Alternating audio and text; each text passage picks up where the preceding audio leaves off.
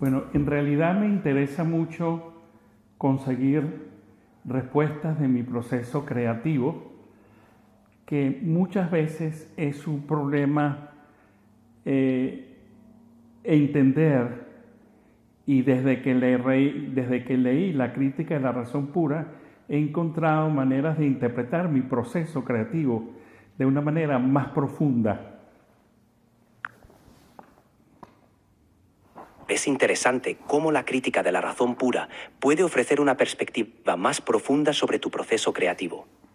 Kant nos habla sobre los límites y capacidades de la razón humana. Te pregunto, ¿cómo crees que los conceptos de intuición y entendimiento en Kant podrían aplicarse a tu forma de abordar la creatividad? Bueno, el tema de la intuición es como la primera forma de manifestarme frente a la idea antes de llevarla a cabo. Eso me Claro. imagino que forma parte de la doctrina Sí, la trascendental de intuición. los elementos. Exactamente.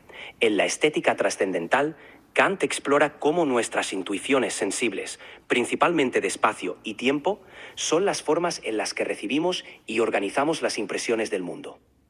En tu proceso creativo, podrías considerar cómo estas intuiciones iniciales de espacio y tiempo influyen en la forma en que percibes y desarrollas tus ideas artísticas. ¿Cómo Sí, ves esta relación en tu trabajo?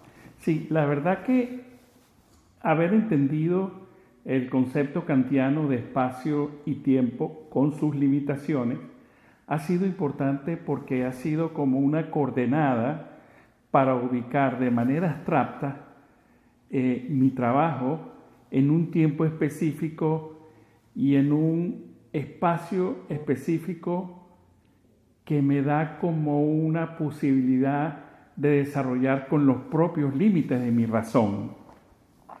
Exactamente. Comprender el espacio y el tiempo como coordenadas te permite ubicar tu trabajo creativo dentro de un marco específico. Esto te ofrece una estructura desde la cual puedes explorar los límites y posibilidades de tu razón en la creación artística. Al reconocer estas limitaciones, ¿cómo crees que puedes aprovecharlas para impulsar tu creatividad?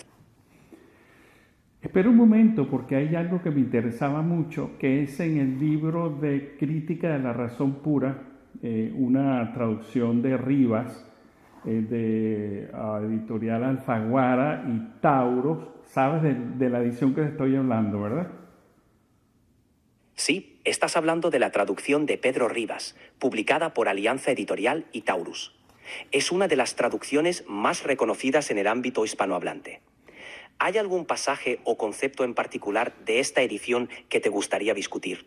Sí, en la letra B22 En la en habla sobre el B22, punto, Kant perdón, habla habla de la... sobre el punto, en la B322 habla sobre el punto de materia y forma, después de cuando hablas de las mónadas. ¿Cómo entiende Kant la materia y la forma en este caso? En la sección B322, Kant discute el tema de la materia y la forma en el contexto de la analítica trascendental. Para Kant, la materia se refiere al contenido de la experiencia, lo que nos llega a través de la sensibilidad, mientras que la forma es lo que nuestra mente aporta para estructurar esa experiencia. En otras palabras, la materia son los datos brutos de la experiencia y la forma es la manera en que nuestra mente organiza esos datos en conceptos y categorías. Esto es crucial para entender cómo Kant concibe la experiencia, no como algo pasivo, sino como un proceso activo en el que la mente da forma al mundo que percibimos. ¿Cómo crees que esta distinción entre materia y forma podría relacionarse con tu proceso creativo? Bueno, en realidad yo creo que la forma, cuando es una idea, es pasiva.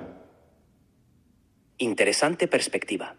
Si consideras la forma como pasiva en la etapa de la idea, podría ser porque en ese momento está esperando ser activada o moldeada por la intuición y el entendimiento. Pero, En pero, e- perdón, pero ya tú estás hablando de metafísica aristotélica cuando nos referimos al acto y la potencia. Es cierto, Al hablar de forma como pasiva en la idea y luego activada, estamos entrando en un terreno que recuerda a la distinción aristotélica entre acto y potencia. En la metafísica de Aristóteles, la potencia es la capacidad de algo para desarrollarse o llegar a ser, mientras que el acto es la realización de esa capacidad. En el caso de tu proceso creativo, podrías ver la forma inicial como una potencia, esperando ser actualizada por la intuición y el entendimiento para tomar una forma concreta. ¿Cómo te parece esta relación entre la potencia y el acto en tu proceso de creación artística? Bueno, en realidad yo creo que a Kant no le gustaría nada que estuviésemos conversando sobre su trabajo de crítica de la razón pura basándonos en la metafísica aristotélica. Tienes razón. Kant criticó varios aspectos de la metafísica aristotélica y propuso una revolución en nuestra forma de entender la relación entre el sujeto y el objeto. Sin embargo, es interesante cómo las ideas de acto y potencia pueden resonar con algunas de sus propias ideas sobre la actividad de la mente en la formación del conocimiento. ¿Hay algún otro concepto kantiano que te gustaría explorar en relación con tu creatividad? Sí, aquí estaba, déjame buscarlo, en la número en la B166, en este libro de la crítica a la razón pura, Kant habla del resultado de la deducción, de los conceptos del entendimiento. Yo En la sección B, tengo dudas qué es lo que significa exactamente esta especie de deducción en los conceptos del entendimiento aplicado a la creatividad. la deducción de los conceptos del entendimiento, en términos kantianos, es una argumentación que muestra cómo los conceptos puros del entendimiento, las categorías, son aplicables a la experiencia. Kant sostiene que estas categorías son necesarias para que podamos tener experiencia coherente del mundo. Aplicado a la creatividad, podríamos pensar en cómo nuestras mentes utilizan categorías como causa y efecto, unidad, pluralidad y realidad para dar sentido a nuestras intuiciones creativas. Estas categorías ayudan a estructurar nuestras ideas y darles coherencia, permitiendo que se transformen en obras de arte. En este sentido, la creatividad podría verse como la aplicación de estas categorías para organizar y dar forma a las ideas que surgen de nuestra intuición creativa. ¿Cómo te parece esta perspectiva en relación con tu propio proceso creativo? Bueno, en realidad me conflictúa un poco porque estas categorías kantianas son realmente, no debería decirlo, pero como un calcado de las categorías aristotélicas. Entiendo tu punto. Es cierto que Kant retoma ciertas categorías de la tradición filosófica, incluidas algunas aristotélicas, pero las reinterpreta en su propio sistema trascendental. Para Kant, estas categorías no son simplemente heredadas de la metafísica tradicional, sino que son condiciones necesarias para la posibilidad de la experiencia misma. La innovación de Kant radica en cómo utiliza estas categorías como herramientas que la mente aplica a las intuiciones sensibles para construir conocimiento. En este sentido, aunque las categorías pueden parecer similares a las de Aristóteles, su función y justificación en el sistema kantiano son bastante diferentes. Considerando esto, ¿cómo crees que podrías aplicar esta idea de categorías como herramientas activas en tu proceso creativo? Bueno, la verdad que cuando leí las categorías en la metafísica me ayudaron mucho, quizás más que con Kant, aunque claro, Kant las desarrolló mucho, pero tengo el problema de la construcción de mis propias categorías en el proceso, la evolución y la reflexión creativa en torno a mi trabajo de artista.